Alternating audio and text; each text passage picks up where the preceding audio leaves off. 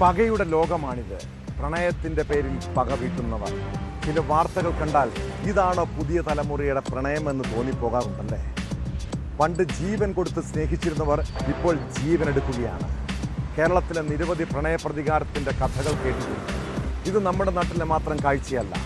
തമിഴ്നാട് രാമേശ്വരത്ത് പ്രണയാഭ്യർത്ഥന നിരസിച്ചതിനെ തുടർന്ന് +2 വിദ്യാർത്ഥിനിയെ കുത്തിക്കൊലപ്പെടുത്തിയ യുവാവ്. രാമനാഥപുരം സ്വദേശിനി ശാലിനിയാണ് കൊല്ലപ്പെട്ടത്. സംഭവത്തിൽ പ്രതി മുനിരാജിനെ പോലീസ് കസ്റ്റഡിയിലെടുത്തു.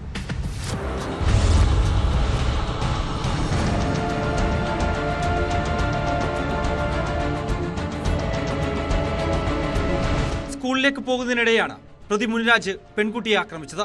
സ്കൂളിലേക്കുള്ള വഴിയിൽ പതിയിരുന്ന പ്രതി പെൺകുട്ടി എത്തിയപ്പോൾ കത്തികൊണ്ട് കുത്തിവീഴ്ത്തുകയായിരുന്നു. കുറച്ചുനാൾ മുൻപ് പ്രദേശവാസിയായ മുനിരാജ് ശാലിനിയുടെ പിന്നാലെ നടന്ന് പ്രണയാഭ്യർത്ഥന നടത്തിയിരുന്നു. താല്പര്യമില്ലെന്ന് ശാലിനി അറിയിക്കുകയും ചെയ്തിരുന്നു. കഴിഞ്ഞ ആഴ്ച യുവാവ് വീണ്ടും ശല്യപ്പെടുത്തിയതോടെ പെൺകുട്ടി ഇക്കാര്യം വീട്ടുകാരെ അറിയിച്ചു.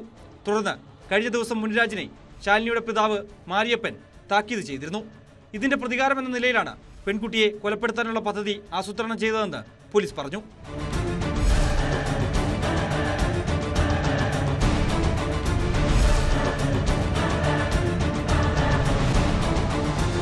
ശാലിനി മുന്നോട്ട് നടന്നു പോകുന്നതിനിടെ ഒളിപ്പിച്ചു വെച്ചിരുന്ന കത്തിയെടുത്ത് കഴുത്തിലും നെഞ്ചിലും കുത്തുകയായിരുന്നു.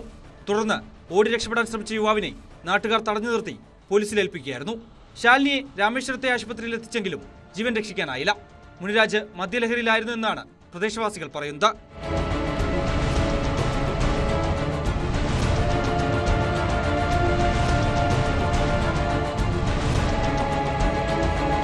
News desk, news 18.